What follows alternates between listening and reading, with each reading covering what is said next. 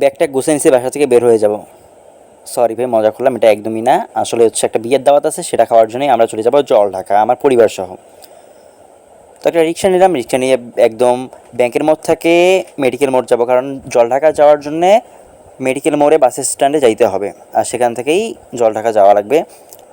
রিক্সা নিয়ে ব্যাংকের মোড় পার হওয়ার পরপরই দেখলাম মাথার উপর যে পরিমাণ গরম, যে পরিমাণ রোদটা আছে, এটা একদমই মারাত্মক। যাই হোক, মেডিকেল মোড়ে আসে বাস নিলাম, লোকাল বাস। টিকিট নিল 100 টাকা পার পারসন। আর লোকাল বাস মানে ঝামেলা, জানেন যে নির্দিষ্ট সময়ে বাস ছাড়বে না, অনেক জায়গায় থামবে, আর এমনটাই হলো। এই যে এখন পাগলা পীরের মধ্যে এখানে প্রায় 10 মিনিট থেকে আটকে আছে, যাবে না। অনেকক্ষণ পর বাসটা ছাড়লো, এখন যাচ্ছে। যাই হোক, বাসটা চলতেছে যেহেতু, বাইরে থেকে বাতাস আসতেছে, আর বাইরে এরকম সুন্দর দৃশ্য দেখে ভালোই লাগতেছে। আর ওয়েদারটাও অনেক, মাঝে মধ্যে অনেক রোদ গায়ে এসে লাগতেছিল, আবার মাঝে মধ্যে সূর্যকে পাওয়া যাচ্ছিল না মেঘের কারণে।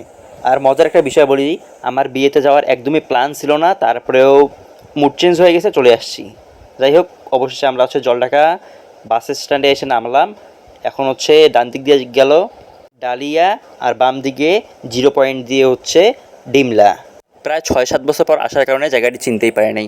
যেহেতু বিয়ে বাড়ি, তাই দায়িত্ব থাকবে না এমনটা হয় না, তাই আমাকেও একটা দায়িত্ব দেওয়া হলো যে বরের গাড়ি কিভাবে সাজানো হবে তা দেখো। আর আমিও দেখতেছিলাম যারা সাজাবে তারা আসলে কিভাবে সাজায়। তো প্রথম লুক এইটা দিছিল, আমাকে বোঝাচ্ছিল যে ভাই এভাবে এভাবে হবে।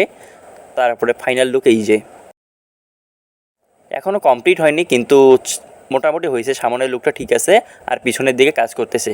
যাই হোক, আমার ভালোই লাগছে।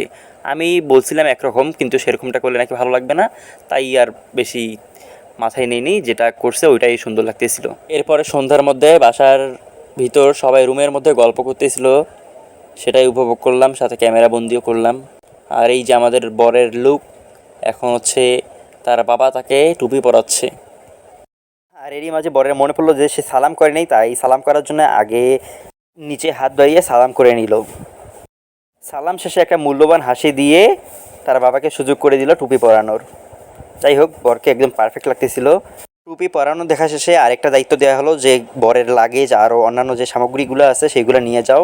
সেগুলো নিয়ে আমি হচ্ছে গাড়ির সামনে আসলাম, আর গাড়ির সামনে এখানে এসে দেখি যে গাড়ির ড্রাইভারই নাই, ওই যেন হারাই গেছে।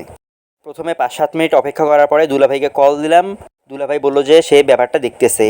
আর 10-15 মিনিটের মাথায় পরে ড্রাইভার চলে আসে এবং লাগেজগুলো ঢুকিয়ে দিয়ে পরে বরকে নেওয়ার জন্য সামনে চলে যায়। আর রাস্তাটা পুরো জ্যামে ভরে গিয়েছিল, তার সাথে আকাশের দিক তাকিয়ে দেখলাম যে চাঁদটা অনেক সুন্দর উঠছে, মারাত্মক একদম। আর ফাইনালি আমরা হবু ভাবির বাসার সামনে চলে আসলাম। আর গেট এখানে ধরেছে। আমার যেহেতু ক্লাউড ভালো লাগে না, সেহেতু আমি বরের এখানেই ছিলাম, মানে আমার ভাইয়ার এখানেই ছিলাম। পরে মাঝখানে একটু সামনে গিয়েছিলাম ভিডিও করার জন্যে, গেটটা কেমন হয়েছে, তারা কি বলতেছে এটা দেখার জন্য। কিন্তু পরে আমি যখন ভিতরে গেলাম, যেখানে বসার জায়গা করা হয়েছে, ডেকোরেশনটা যেরকম করছে ভাই, একদম মারাত্মক লেভেলের। উপরে যেটা করছে এইটা সব থেকে সুন্দর হয়েছে।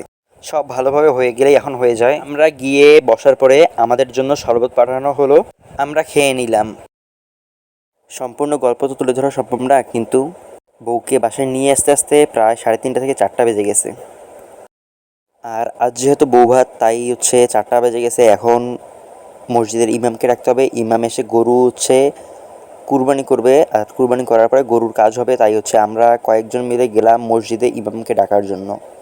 এই জায়গাটায় ঢুকে অনেক কথা মনে পড়ে গেল। এই জায়গায় কত না ক্রিকেট খেলেছি, কত ব্যাডমিন্টন খেলেছি।